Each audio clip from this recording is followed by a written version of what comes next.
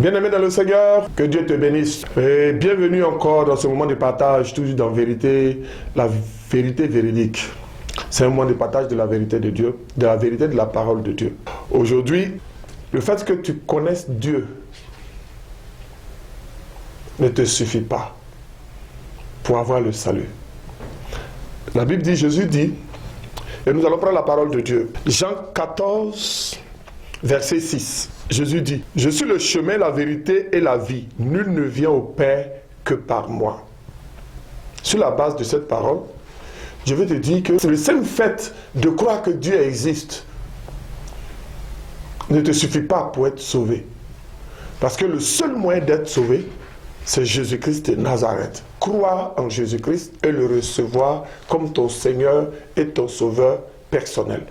Il est l'unique chemin du salut que Dieu a donné. Il est important que tu comprennes que la connaissance de Dieu, le fait que nous connaissons Dieu, que nous savons qu'il existe, ne fait pas de nous, ne nous donne pas la garantie de notre salut. Parce que la création, tout ce que Dieu a créé, connaît son existence. Ce ne sont pas ceux qui sont venus nous donner l'évangile qui ont mis lago dans la langue bété. Ce ne sont pas eux qui ont mis clôturo dans la langue sénoufo. Ce ne sont pas eux qui ont mis nyamie dans la langue baoulé. La connaissance générale de Dieu, tout le monde le connaît. Tout le monde le cherche à sa façon. La Bible dit, dans le psaume 150, que tout ce qui respire loue l'Éternel. Tout ce qui respire loue l'Éternel. Les baoulés, les bétés, les différentes langues, tout ce qui respire, même les animaux louent l'Éternel. Tu ne sais pas quel est le cri que le coq pousse le matin. Ce n'est pas une louange pour louer l'Éternel pour son existence. Mais cela ne fait pas qu'ils sont sauvés. Cela ne leur donne pas la garantie d'être sauvés. Tu peux connaître Dieu, tu peux connaître l'existence de Dieu. Tu peux même connaître les versets bibliques, tu peux connaître la parole de Dieu. Tu peux étudier la Bible de façon scripturelle et intellectuelle.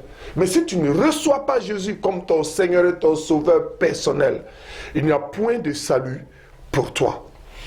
Il est important que tu puisses le savoir.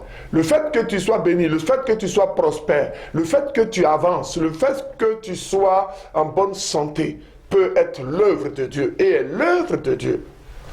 Mais je veux te dire que cela ne garantit pas le fait que tu sois sauvé.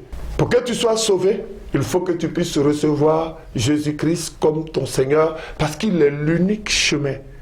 Il est la vérité et puis il est la vie. Il est la seule porte des brebis que Dieu a donnée pour avoir accès au salut qu'il a donné aux hommes. C'est pourquoi je veux me tourner vers toi pour te dire, le seul fait de croire, je crois en Dieu ne suffit pas. Le seul fait de dire, je connais Dieu ne suffit pas. Le seul fait de dire, oh, je vais à l'église ne suffit pas.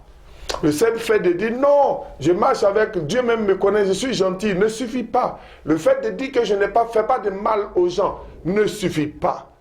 Parce que le seul et unique chemin pour avoir le salut, c'est Jésus-Christ. Reçois-le comme ton Seigneur et ton Sauveur personnel. Accepte-le. Et là, tu auras l'assurance de ton salut. Que Dieu te bénisse.